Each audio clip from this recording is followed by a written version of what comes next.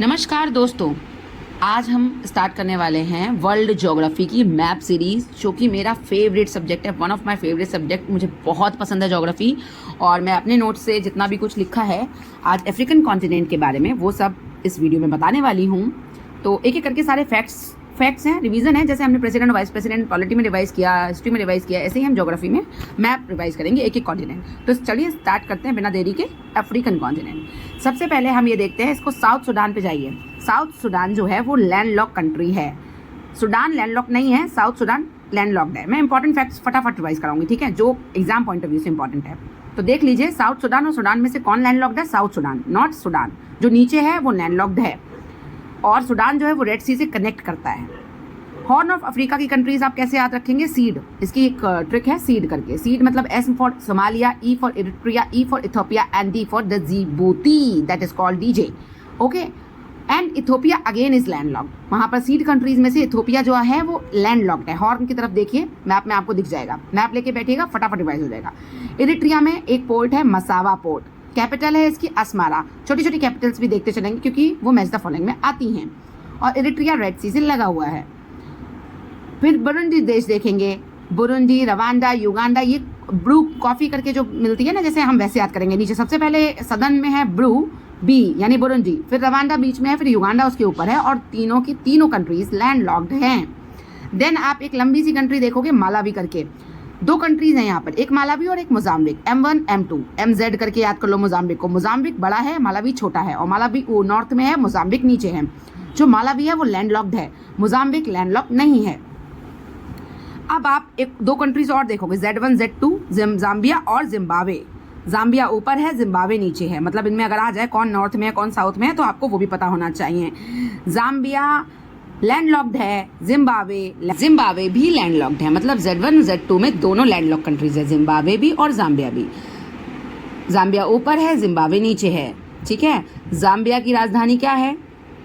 Lusaka. और Zimbabwe की राजधानी है हरारे। जिम्बाब्वे मैच में हारता रहता है बार बार क्रिकेट मैच में, तो हम ऐसे याद करेंगे कि वो वहाँ हारा, दैट इज कॉल्ड हरारे। अब आप बोट्सवाना पे आओगे। बोट्सवाना की कैपिटल है गैब्रोन, और जो कि खुद भी लैंडलॉक्ड है। फिर हम आते हैं नामीबिया कंट्री पे। नीचे है साउथ अफ्रीका, फिर है नामीबिया। तो जो साउथ अफ्रीका कंट्री है, वहाँ पे तीन चीज़ें आपको याद रखनी है। एक तो प्रिटोरिया, ठीक है, और ब्लू फाउंटेन एक जगह है साउथ अफ्रीका में, और नीचे केप टाउन। ये तीनों इसकी कैपिटल है। एक जुडिशियल, एक लेजिस्लेटिव और एक एग्जीक्यूटिव। सबसे नॉर्थ में प्रिटोरिया है, फिर ब्लू फाउंटेन है, और फिर केप टाउन है, जो कि केप टाउन कति पोर्ट वाले साइड पर है, नीचे लगी हुई, ठीक है। केप ऑफ गुड होप भी आपने सुना होगा, वो भी साउथ अफ्रीका का पार्ट है। ईस्ट लंदन करके एक पोर्ट है, वो भी साउथ अफ्रीका का ही पार्ट है। और साउथ अफ्रीका के अंदर दो छोटी छोटी डॉट्स लगा के लड्डू जैसे दो देश हैं, जो कि एक देश है आपका ईस्ट स्वातनी, जिसका नाम चेंज हो चुका है, पहले स्वाजीलैंड था, अब ईस्ट स्वातनी हो चुका है। और एक है लिसथो। लिसथो की राजधानी मैसूरू करके याद कर लीजिए। और ई स्वातिनी की है MB मतलब मबाबने, ऐसे याद कर लो कि ई स्वातनी ने MBA कर रखा है, ठीक है। मापुटो राजधानी किसकी है? मोजाम्बिक की है। तो ये आपने कुछ इंपॉर्टेंट चीज़ें याद करनी है। अब सबसे ज़्यादा अब हम क्या पढ़ने वाले हैं? अब जो ये बीच में जो सी करके ढेर सारे नेशंस हैं, democratic Republic of Congo, central African Republic, ठीक है, ये सारी देखेंगे एक बार में। तो सबसे पहले DRC की राजधानी है किंशासा, जो कि DRC लैंडलॉक नहीं है। लोगों को लगता है कि DRC लैंडलॉक्ड है, लेकिन नहीं, DRC लैंडलॉक नहीं है।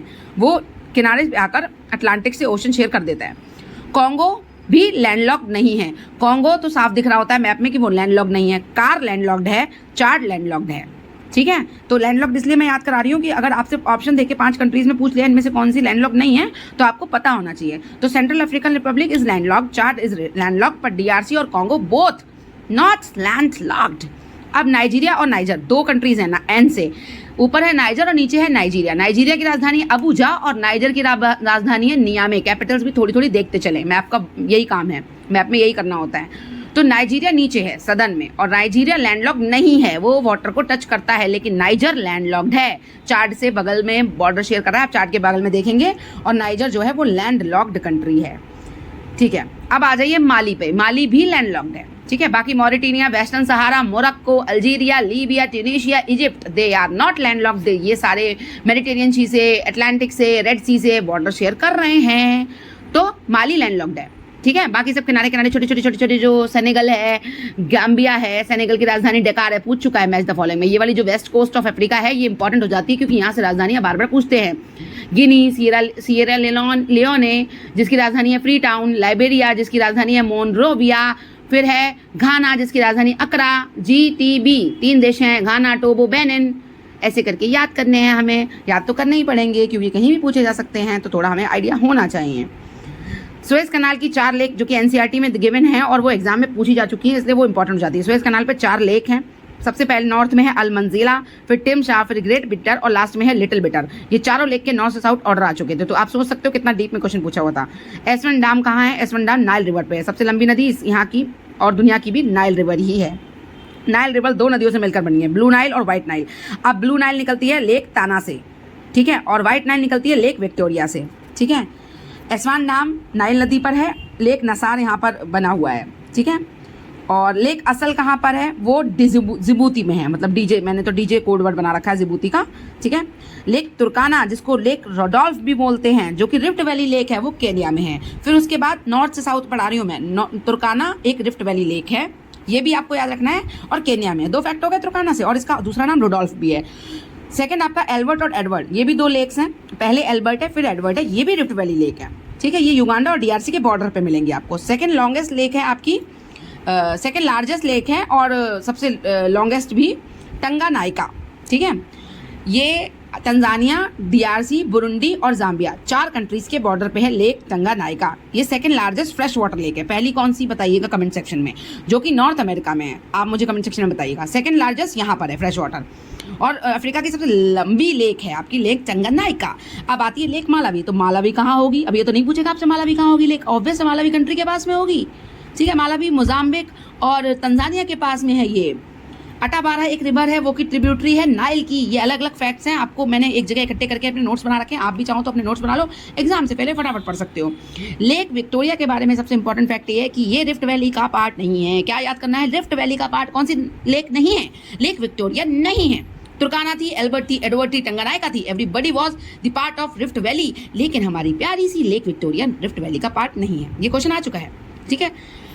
व्हाइट नाइल यहीं से निकलती है। लेक चाड जो है वो 4 कंट्रीज के बीच में है, N1 N2 चाड कैमरून, मतलब N1 N2 नाइजर, नाइजीरिया, चाड और कैमरून।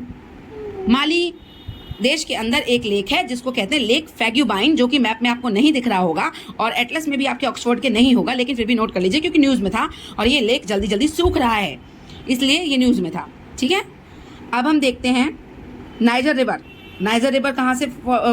4 देश हैं, नाइजर, नाइजीरिया, माली और गिनी, यहाँ से निकलती है। मतलब आपको आइडिया होनी चाहिए नाइजर रिवर की जब बात करी जा रही है तो वो वेस्ट अफ्रीकन वाले पार्ट में बात करी जा रही है, ठीक है। फिर आ जाते हैं ऑरेंज रिवर पे। ऑरेंज रिवर यहाँ का है नामीबिया और साउथ अफ्रीका कंट्रीज पे आ जाइए, इनके बीच का बॉर्डर बनाती है ऑरेंज रिवर। अब आपसे पूछ ले साउथ नामीबिया और साउथ अफ्रीका को अलग कौन सी रिवर कर रही है प्याली प्याली हमारी, तो ऑरेंज कलर की रिवर है जो अटलांटिक में गिर रही है, इंडियन ओशन में नहीं गिर रही है, याद करिए, अटलांटिक में गिर रही है। और दूसरी रिवर है हमारी लिम्पोपो, जो कि गिरती है इंडियन ओशन में, ठीक है। तो दोनों के गिरने का भी आप देख लीजिए।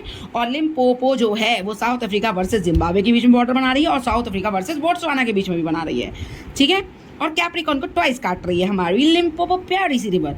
और कॉन्गो रिवर डीपेस्ट रिवर है, deepest river of the world is Congo, जिसको जायरे भी कहते हैं, जो कि ऑब्वियस DRC और कॉन्गो के पास में होगी। इससे रिलेटेड आपको याद रखना है, यहाँ पे स्टैनले वाटरफॉल है, यहाँ पे पिग्मी ट्राइब रहती है और ये इक्वेटर को 2 बार काट रही है। कैप्रिकॉन को काट रही है आपकी लिम्पोपो, इक्वेटर को काट रही है आपकी कौन सी रिवर? Congo river. अब आप मुझे बताओ कैंसर को कौन सी रिवर काटती है, जो कि इंडिया में है, तो वो इंपॉर्टेंट क्वेश्चन है, कमेंट सेक्शन में बताइएगा। ऐसे ही एक रिवर है जाम्बेजी, जो कि Z1 Z2 हमारे जो 2 देश हैं जिम्बाब्वे और जाम्बिया, उनके बीच में बॉर्डर बनाती है। एक नामीबिया कंट्री है, नामीबिया नाम में डेजर्ट भी है, जो कि बेंगोला कोल्ड करंट है। ये क्वेश्चन पीसेस में आ चुका है कि बेंगोला कौन से ओशन की करंट है, तो साउथ अटलांटिक ओशन की बेंगोला करंट है, जो कि नामीबिया देश के बगल से बहती है और वहाँ पर नामीब डेजर्ट का निर्माण करती है। ऐसे ही कालाहारी डेजर्ट है, वो कहाँ मिलेगा आपको? बोट्सवाना में मिलेगा। सहारा डेजर्ट तो आपको सबको पता है कि कनारी करंट से रिलेटेड है और बहुत वर्ल्ड का लार्जेस्ट डेजर्ट है, ठीक है। साउथ अफ्रीका में वेल टेम्परेट ग्रासलैंड्स पाए जाते हैं। टेम्परेट ग्रासलैंड आपको पता होगा जो टेम्परेट रीजन में मिलते हैं, ट्रॉपिकल ग्रासलैंड जो ट्रॉपिकल रीजन में मिलते हैं। ड्रैकनबर्ग्स माउंटेन कहाँ मिलेंगी आपको? वो इंडियन ओशन की तरफ साइड में साउथ अफ्रीका में मिलेंगी, ठीक है। ओल्ड रेजिडुअल माउंटेन है अफ्रीका। सबसे ऊंची चोटी अगर हम बात करें तो किलिमंजारो है, जो कि तंजानिया में है और अफ्रीका के हाईएस्ट पॉइंट है। फिर माउंट केन्या है, केन्या में है, ऑब्वियस है, और सेकंड हाईएस्ट पॉइंट है अफ्रीका का। इथोपिया में एक माउंटेन है रास दसन करके। तिबेस्ती माउंटेन लीबिया और चाड के बॉर्डर पे है तिबेस्ती। होगार माउंटेन अल्जीरिया में है, और एटलस माउंटेन जो कि अफ्रीका के सबसे नॉर्थ पार्ट पे है, नॉर्थ वेस्ट रीजन में है एटलस माउंटेन, वो मैट कंट्रीज से होकर गुजरते हैं। मैट की फुल फॉर्म है मोरक्को, अल्जीरिया और ट्यूनीशिया। और मोरक्को में एटलस माउंटेन में ही एक चोटी है जिसका नाम है तोबकल। तो ये सारे पॉइंट्स आपने याद रखने हैं। हमने लेक विक्टोरिया पढ़ ली, हमने सहारा डेजर्ट पढ़ लिया, हमने कुछ देश भी इंपॉर्टेंट देख लिए। अब आप एक बार मैप देखोगे तो ना, तो देश और उनकी कैपिटल्स भी देखते चलना, और फिजिकल मैप में भी आप देखते चलना। अच्छा, यूरोप और अफ्रीका को अलग कौन कर रहा है ये भी देख लेना। कौन? मेडिटेरियन, ठीक है। गिब्राल्टर कहाँ से अलग कर रही है? मोरक्को और स्पेन के बीच में गिब्राल्टर की संधि है, ठीक है। अटलांटिक और मेडिटेरियन के बीच में है, और मोरक्को और स्पेन के बीच में है, ठीक है। मेडिटेरियन का कौन सा पार्ट है? वो नदी के अंदर, मतलब मेडिटेरियन सी का एल्बोरान सी, उसमें जो छोटा सा, मतलब एल्बोरान सी बोलते हैं उसको, वो याद रखिएगा आप। तो क्वेश्चन कैसे भी करके पूछा जाए, घुमाकर आपको याद रखना है। मोरक्को में एक प्लेस याद कर लीजिए, न्यूज़ में थी, टेंजियर करके। लीबिया में एक प्लेस है, हॉटेस्ट प्लेसों में आती है, अल अजीजिया। तो ये हमारा अफ्रीका था, जो हद से हद जितने ज़्यादा फैक्ट्स थे वो सारे के सारे हम